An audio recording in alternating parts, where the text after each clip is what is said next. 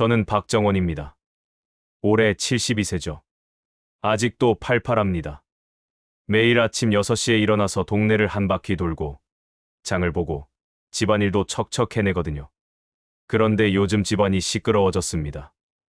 원인은 우리 장남 현우 때문이죠. 지난주 일요일 온 가족이 모인 자리에서 갑자기 이상한 얘기를 꺼냈어요.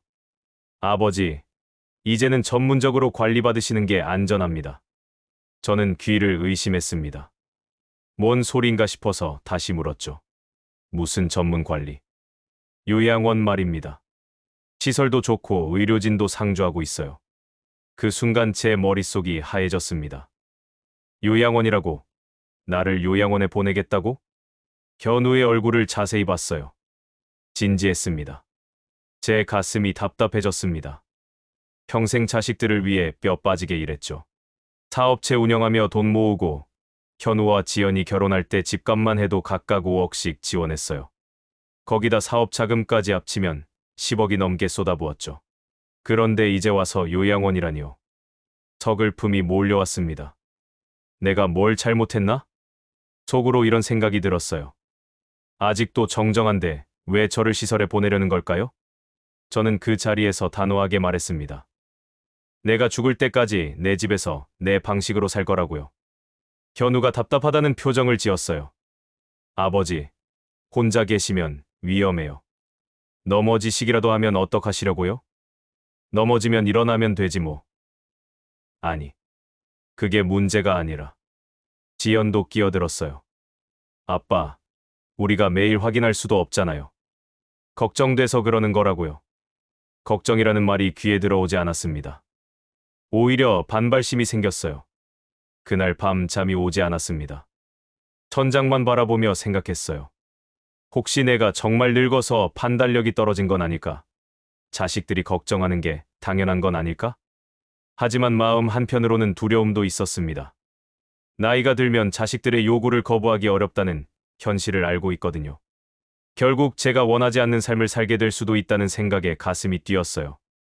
다음 날 아침 거울을 봤습니다. 주름은 있지만 눈빛은 또렷했어요. 몸도 건강하고 정신도 맑습니다. 이런 제가 왜 시설에 들어가야 하는지 이해할 수 없었죠. 그 다음 주부터 현우와 지연이 본격적으로 움직이기 시작했습니다. 매주 일요일마다 집으로 찾아와서 설득을 이어갔어요. 처음에는 부드럽게 접근하더라고요. 현우가 팸플릿을 꺼내며 말했습니다. 아버지, 여기 한번 보세요. 시설이 정말 좋아요. 컬러풀한 사진들이 가득한 팸플릿이었어요. 넓은 정원, 깔끔한 식당, 운동시설까지 있더라고요. 운동도 체계적으로 할 수 있고 식사도 영양사가 관리해줘요. 건강검진도 정기적으로 받을 수 있고요. 지연도 거들었습니다. 아빠, 같은 또래 분들과 어울리실 수도 있어요. 혼자 집에 계시는 것보다 훨씬 좋죠. 저는 웃으며 답했어요. 그럼 다녀오신 분 중에 재미있게 사시는 분 있었나? 현우와 지연이 잠깐 말을 잃었습니다. 답을 못 하더라고요. 없지. 거기 들어간 사람들 표정 봤어요? 다들 힘없어 보이던데. 그러자 지연이 불쑥 말했습니다. 아빠, 우리 걱정돼서 그래요. 또 걱정 얘기네요. 저는 속으로 웃었습니다. 걱정은 무슨 걱정? 내가 뭘 잘못하고 다니나? 그게 아니라 만약에 모를 일 때문에. 만약은 무슨 만약? 살다 보면 언제든 사고 날 수 있는 거 아냐? 현우가 답답하다는 듯이 한숨을 쉬었어요. 아버지는 왜 이렇게 고집을 부리세요? 그 말에 제 화가 났습니다. 고집이라고요? 고집이 아니라 내 인생이야. 내가 어떻게 살지는 내가 정하는 거라고. 분위기가 험악해졌어요. 지연이 중간에서 달래려 했지만 소용없었죠. 어느 날은 현우가 아예 견학까지 다녀왔다며 사진을 보여줬어요. 정말 깔끔하고 좋더라고요. 직원들도 친절하고. 그래? 너 거기서 살래? 그건 다른 문제죠. 뭐가 달라? 나도 거기서 살기 싫어. 지연이가 어느 날 이런 말까지 하더군요. 아빠, 이기적이시면 안 되잖아요. 우리 입장도 생각해보세요. 이기적이라니요. 평생 자식들을 위해 살아온 제가 이기적이라고요? 그날 밤 정말 속상해서 잠을 이룰 수 없었습니다. 그날 밤 잠들지 못하고 앉아 있는데 문득 지난 날들이 떠올랐습니다. 현우가 대학 졸업하고 취업할 때부터 시작된 일들이죠. 현우가 결혼한다고 했을 때 기억이 생생해요. 신부 측에서 집을 요구했거든요. 서울 강남의 아파트 한 채. 당시 시세로 5억이었습니다. 아버지, 죄송하지만 도와주실 수 있을까요? 현우가 고개를 숙이며 말했을 때 제 마음이 아팠어요. 자식이 부탁하는데 안 도와줄 부모가 어디 있겠어요? 저는 그때까지 운영하던 작은 공장을 담보로 대출을 받았습니다. 그리고 평생 모은 적금까지 깨서 현우에게 5억을 마련해줬죠. 고마워요, 아버지. 현우가 눈물을 글썽이며 말했을 때 저는 정말 뿌듯했어요. 자식을 위해서라면 뭐든지 할 수 있다고 생각했거든요. 2년 후에는 지연 차례였습니다. 지연도 결혼하면서 집이 필요했어요. 역시 5억이었죠. 그때는 정말 어려웠습니다. 공장 경영도 힘들어지고 있었거든요. 하지만 또 도와줬어요. 이번에는 공장 건물까지 팔았습니다. 그리고 남은 부지로 작은 사업을 시작했죠. 아빠, 정말 감사해요. 평생 잊지 않을게요. 지연이 울먹이며 말했을 때 저는 행복했습니다. 자식들이 행복하면 저도 행복하다고 생각했어요. 그런데 거기서 끝이 아니었습니다. 현우가 사업을 시작한다며 또 돈이 필요하다고 했어요. 아버지, 이번만 도와주세요. 잘 되면 꼭 갚을게요. 2억이었습니다. 저는 남은 사업체 지분을 팔아서 현우를 도왔어요. 지연도 마찬가지였습니다. 프리랜서로 일하다가 사무실이 필요하다며 1억을 요청했죠. 역시 도와줬습니다. 계산해보니 총 12억이었어요. 평생 모은 돈이 다 자식들에게 갔습니다. 그때마다 저는 말없이 웃었어요. 자식들이 행복해하는 모습을 보는 게 제일 좋았거든요. 하지만 지금 생각해보니 서글퍼집니다. 그렇게 12억을 써가며 자식들을 도왔는데 이제 와서 저를 시설로 보내겠다는 건 너무 가혹하지 않나요? 그 생각에 마음이 먹먹해졌습니다. 동시에 분노도 일었어요. 이런 삶을 살기 위해 열심히 일했는데 이제 내 뜻은 무시하겠다는 거야? 속으로 이렇게 중얼거렸습니다. 특히 현우가 마음에 안 들었어요. 제가 도와준 돈으로 지금 잘 살고 있으면서 저한테는 요양원에 들어가라고 하다니. 지연도 마찬가지였습니다. 프리랜서로 자유롭게 일하면서 저한테는 자유를 포기하라고 하네요. 그날 밤 정말 많은 생각이 들었어요. 제가 너무 바보같이 살았나 싶기도 하고 자식들이 너무 매정하다는 생각도 들고 하지만 한편으로는 이해도 됐습니다.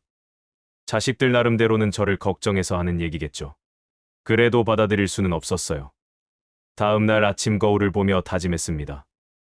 절대 굴복하지 않겠다고. 제 인생은 제가 책임지고 살겠다고. 바로 그 다음 날 우연히 동네 친구 김순자를 만났습니다. 순자는 저와 동갑내기로 오래된 친구죠. 동네 카페에서 마주쳤는데 모습이 완전히 달라져 있더라고요. 정원아, 오랜만이네. 순자가 밝게 인사했어요. 화사한 원피스를 입고 있었는데 정말 젊어 보였습니다. 순자야, 어디 다녀오는 길이야? 옷차림이 예쁘네. 그림 그리고 왔어. 매일 여기 카페에서 그림 그리고 있거든.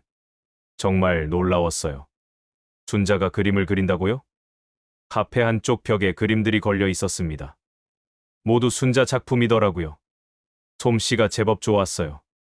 언제부터 그림을 그렸어? 작년부터. 시간 많으니까 뭔가 해야겠더라고. 순자가 웃으며 답했습니다. 자식들은 뭐라고 안 해? 처음에는 뭐하러 그러냐고 했지. 그런데 내가 즐거워하니까 이제는 응원해줘. 부러웠습니다. 저와는 정반대 상황이네요. 나는 요즘 자식들이 요양원 보내겠다고 난리야. 순자가 깜짝 놀랐어요. 요양원, 너를, 왜? 제가 최근 상황을 자세히 설명했습니다.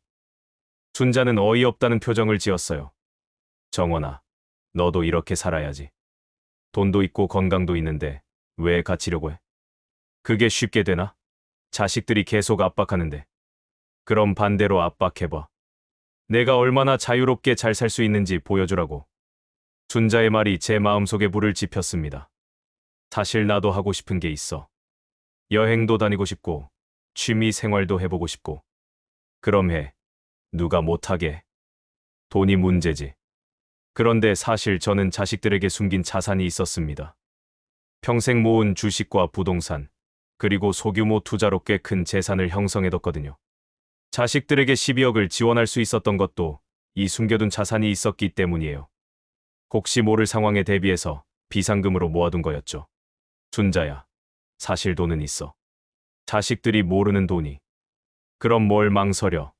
당당하게 내 인생 살아. 순자가 힘주어 말했습니다. 그날 집에 돌아와서 계산해봤어요. 주식, 부동산, 예금을 합치면 약 8억 정도 되더라고요.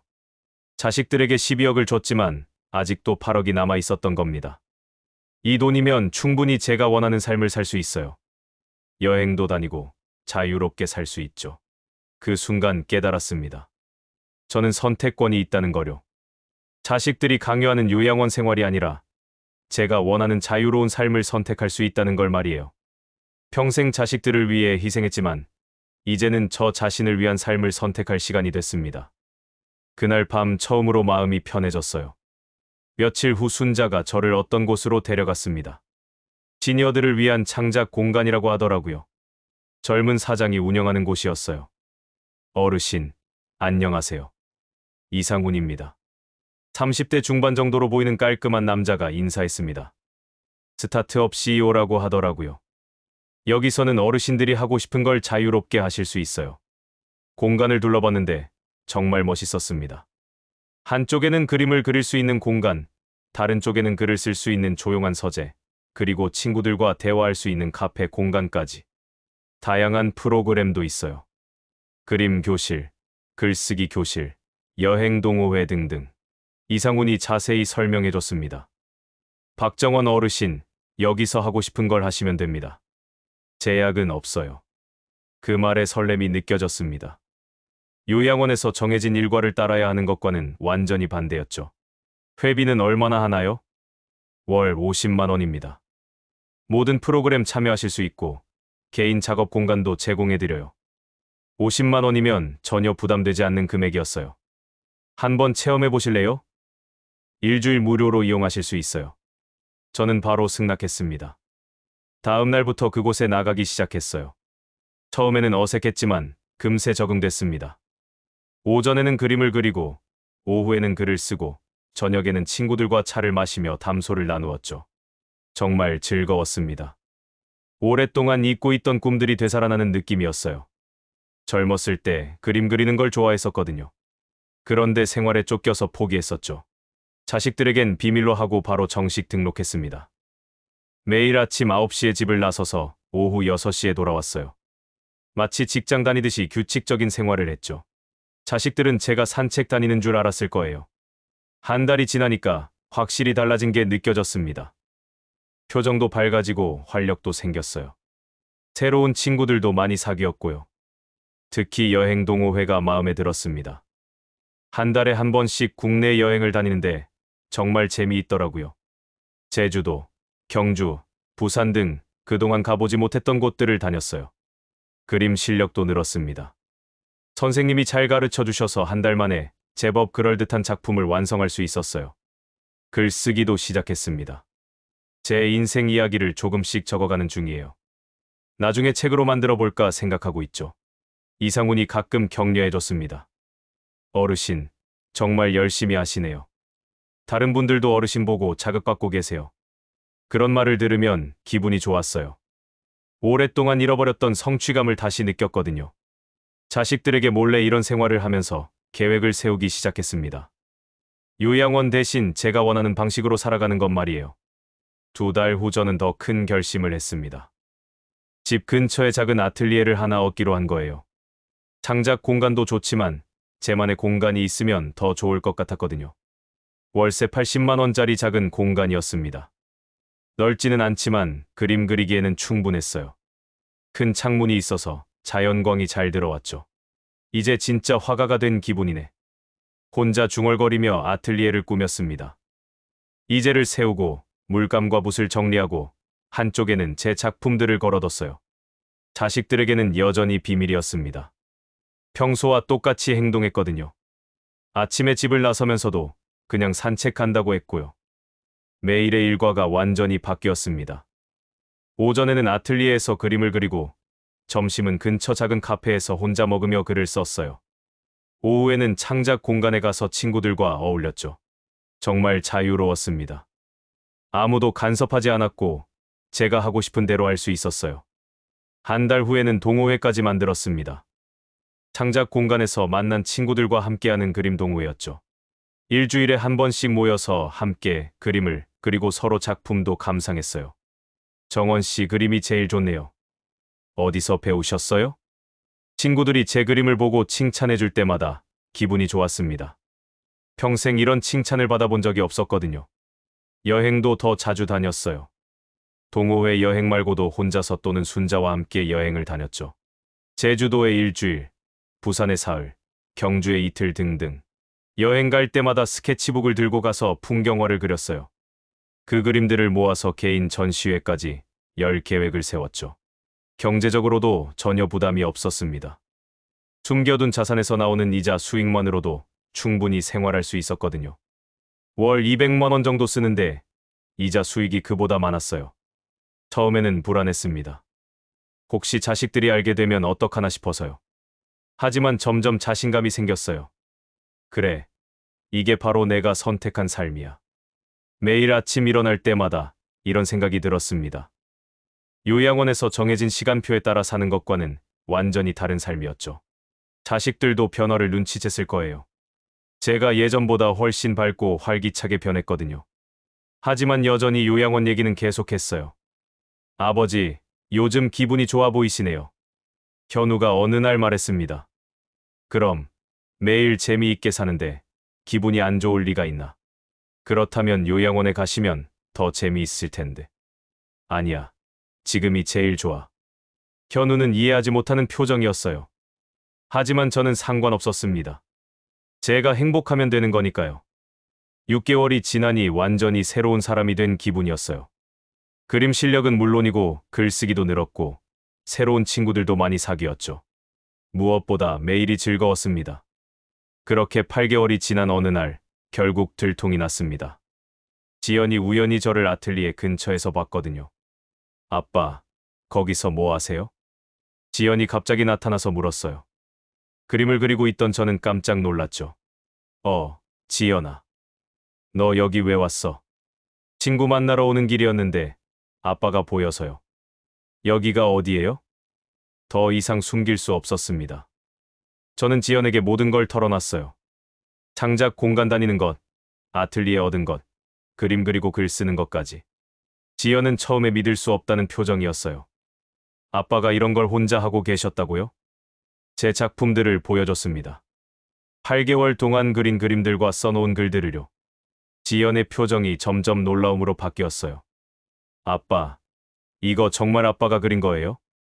그럼 누가 그렸겠어? 지연이 작품들을 하나하나 자세히 봤습니다. 그리고는 한참을 말없이 있더라고요. 아빠, 정말 죄송해요. 갑자기 지연이 고개를 숙이며 말했습니다.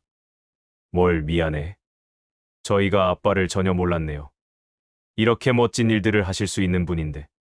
지연의 눈에 눈물이 고였어요. 우리가 너무 성급했던 것 같아요. 아빠 마음도 모르고 요양원만 고집했네요. 그 순간 제 마음도 뭉클해졌습니다. 지연아, 너희들이 걱정해서 그런 거라는 건 알고 있어. 하지만 아빠도 아직 하고 싶은 게 많단다. 네, 이제 알겠어요. 정말 잘못 생각했어요. 지연이 현우에게 전화를 걸었습니다. 그리고 당장 와보라고 했어요. 30분 후 현우가 허겁지겁 달려왔습니다. 아버지, 이게 다 뭡니까? 현우도 처음에는 당황했어요. 하지만 제 작품들을 보더니 표정이 바뀌었습니다. 아버지가 이런 걸 하셨다고요? 놀랍지. 너희 아버지도 예술가야. 현우가 한참 동안 그림들을 봤습니다. 그리고는 깊은 한숨을 쉬었어요. 아버지, 저희가 정말 잘못 생각했습니다. 뭘 잘못 생각했다는 거야? 아버지를 그냥 나이 든 사람으로만 봤어요. 더 이상 뭘 할 수 없는 사람으로. 현우의 목소리에 후회가 가득했습니다. 하지만 아버지는 여전히 꿈이 있으시고, 하고 싶은 일이 있으시고, 능력도 있으시네요. 그럼, 나도 사람인데 꿈이 없겠어? 저희가 너무 몰랐어요. 아버지 입장은 생각하지 않고 우리 편의만 생각했네요. 지연도 거들었습니다. 아빠, 우리가 너무 이기적이었어요. 아빠를 위한다고 하면서 사실은 우리 걱정을 덜려고 했던 거죠. 두 자식이 진심으로 반성하는 모습을 보니 제 마음도 누그러졌어요. 너희들도 나름대로 걱정해서 그런 거 알고 있다. 하지만 앞으로는 내 의견도 좀 들어줘. 네, 물론이죠.